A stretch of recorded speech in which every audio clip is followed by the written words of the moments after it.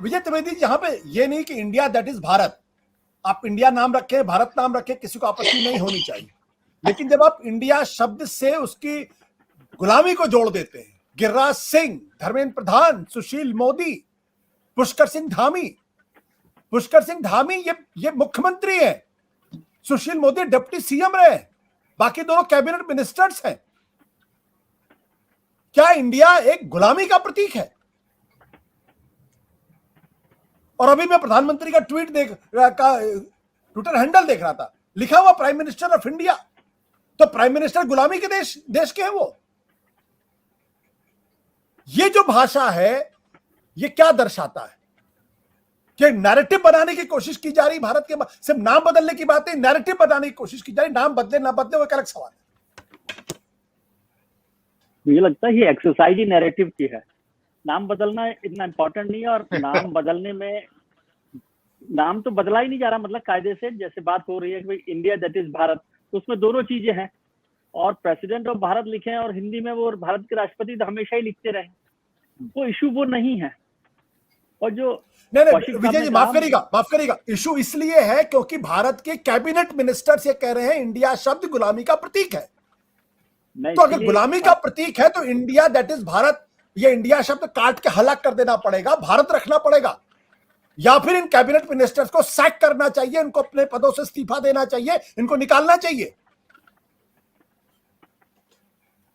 नाराज होने वाली बात नहीं है। मैं नाराज होने की बात नहीं कर, मैं नाराज होने की बात, मैं जो बात कर रहा हूं विजय माफ करिए, अरे भाई आप जानते हैं बीच में टोक, अरे यार एक बार आशु एक बात कह रहा हूं, नाराज नहीं है, लेकिन देश इनके देश का पट्टा इनके नाम में नहीं लिखा है। इनको सरकार जितवाई है, क्या टाइटल दे दिया भारत का बीजेपी को इस देश ने, जो मर्जी करेंगे। विनोद जी मैं एक छोटी सी बात कह रहा हूं, कैबिनेट मिनिस्टर बहुत बड़ी पोस्ट होती है, बहुत बड़ी पोस्ट होती है, प्रधानमंत्री के बाद दूसरे नंबर की पोस्ट होती है। वहां पे बैठे हुए लोग ये कह रहे हैं कि ये जो गुलामी की मानसिकता का प्रतीक है, अगर गुलामी की मानसिकता का प्रतीक है तो भारत का नाम इंडिया कैसे हो सकता है? ये मेरा प्रश्न है।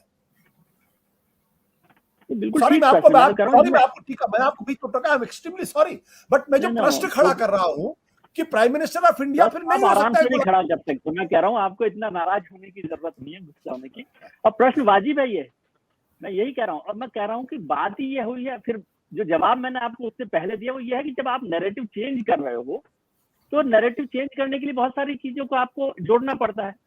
मैं दूसरी बात कर रहा था कि जो कौशिक साहब ने कही कि आज हमारे यहाँ देश में इतनी बड़ी इंटरनेशनल इवेंट हो रही G20 की, उस समय इस बदलाव की जरूरत क्या है, पहली बात, और क्या डोमेस्टिक पॉलिटिक्स के, जैसे बहुत सारे लोग कह रहे हैं कि भाई इंडिया गठबंधन का जवाब है या नहीं है, मुझे नहीं पता, लेकिन अगर डोमेस्टिक पॉलिटिक्स का भी प्रेशर है तो उसको इंटरनेशनल इवेंट के साथ जोड़ने की जरूरत नहीं है। फिर ये सवाल भी वाजिब है कि क्या G20 के एज ए होस्ट हमने भारत राज्य के तौर पर सबको आमंत्रित किया या नहीं किया।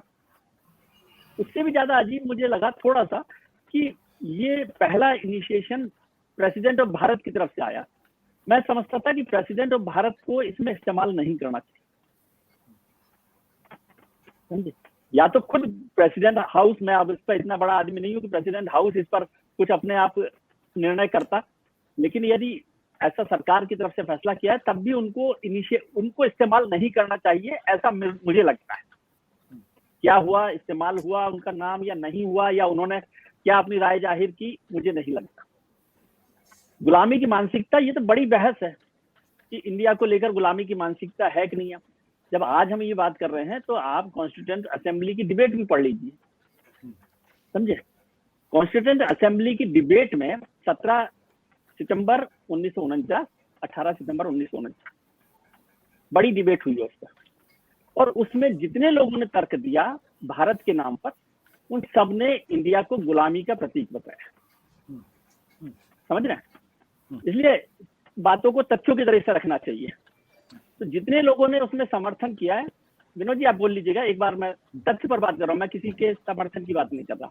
ये गुलामी के प्रतीक के तौर पर उन लोगों ने विरोध किया, उन्होंने कहा कि भारत नाम होना चाहिए, और उसमें जो एचवी कामत थे खास तौर से, जिन्होंने एक अमेंडमेंट भी दिया, अमेंडमेंट 130, उसमें उन्होंने भारत नाम रखने का प्रस्ताव रखा। प्रेसिडेंट जो कॉन्स्टिट्यूएंट असेंबली के थे वो उन्होंने 2 अमेंडमेंट रखे थे, उसमें से एक अमेंडमेंट पर उन्होंने इसकी अनुमति दी और वो अमेंडमेंट गिर गया 51 और 38 पर। मतलब उनके समर्थन में, उनके प्रस्ताव के समर्थन में 38 वोट मिले, उनके खिलाफ 51 वोट मिले।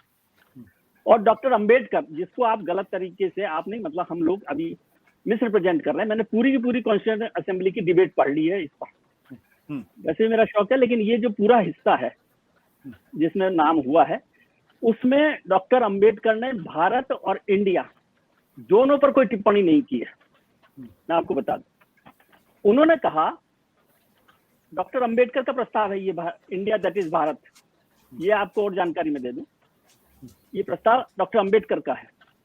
उसमें उन्होंने कहा कि आज हमारे पास बहुत सारे महत्वपूर्ण विषय हैं जिन पे चर्चा करनी चाहिए, ये इंपॉर्टेंट इशू नहीं है। डॉक्टर अंबेडकर ने न भारत को लेकर कोई बात कही, ना इंडिया को लेकर बात की। ये उस पूरी कॉन्स्टिट्यूएंट असेंबली का हिस्सा है।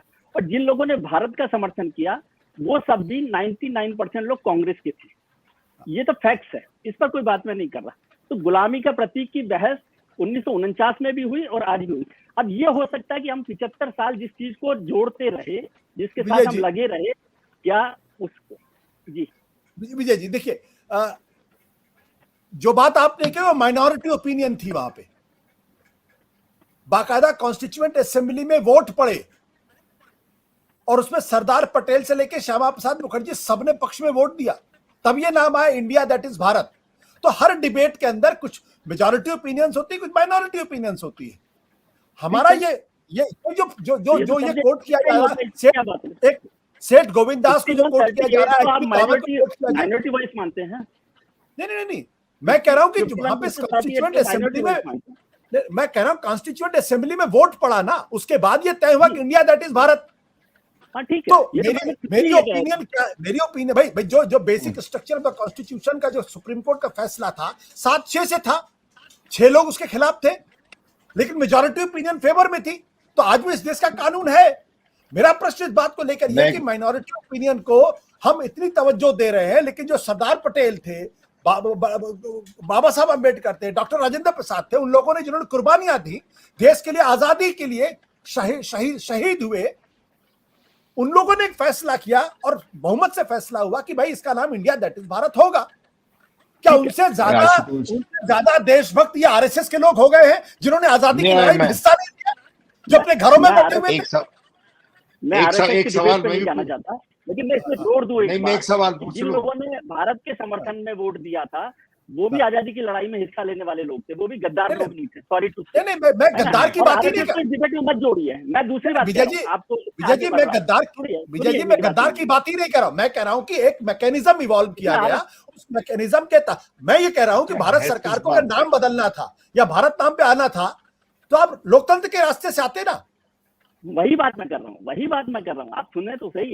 ये देखिए, कॉन्स्टिट्यूएंट असेंबली में जो चीजें फैसले हुए बहुमत से हुए, सारे के सारे संविधान जितना बना वो बहुमत से हुआ ना, लेकिन उसमें हमने 125 बार संविधान में संशोधन कर दिया है। तो फिर तो आप ये लॉजिक हर दिन देते हैं कि अरे उस दिन बोल दिया था मेजोरिटी से। इसलिए इस तरह की बेतुकी बात मत कीजिए मुझसे, मैं लॉजिकल बात करता हूँ। मैं कह रहा हूँ विजय जी मैं बेतुकी बात नहीं कर रहा हूँ। नहीं, एक मिनट, चूंकि आपने कंटेस्ट किया तो इसलिए मैं आपको बता दूं, इस देश ने बता रहा हूँ 125 संविधान संशोधन जितने हुए हैं विजय जी हुए हैं जिस पर मेजोरिटी हुई थी संविधान में। विजय जी एक मिनट, क्योंकि आपने मेरी बात को कंटेस्ट किया इसलिए मैं जवाब देना जरूरी है। जो भी फैसले हुए वो संविधान के द्वारा निर्धारित प्रक्रिया के तहत हुए जी। ये जो फैसला है ये संविधान के द्वारा निर्धारित प्रक्रिया के तहत नहीं हुआ। एक आदमी को अचानक सुबह उठ के सपना आया कि आज से हम भारत नाम का इस्तेमाल करेंगे और इंडिया जो गुलामी का प्रतीक, इसलिए आपत्ति है। मैं भी यही निवेदन कर रहा हूँ, मेरी आपत्ति यही है कि सरकार को ये करना था तो वो पार्लियामेंट में जाते और पार्लियामेंट में इस पर डिबेट करते। पार्लियामेंट का सेशन बुला रहे हो, और अभी तो आप स्पेशल सेशन भी बुला रहे हो, बहुत दूर नहीं था, 4 दिन बाद था। तो स्पेशल सेशन बुलाकर या जनरल सेशन में जब भी जाते और वहां एक रेजोल्यूशन पास करते, कॉन्स्टिट्यूशनल अमेंडमेंट करते और उससे जाते। मैं भी इसी बात का जिक्र कर रहा हूँ। सत्य हिंदी का ऐप डाउनलोड करें गूगल प्ले स्टोर पर।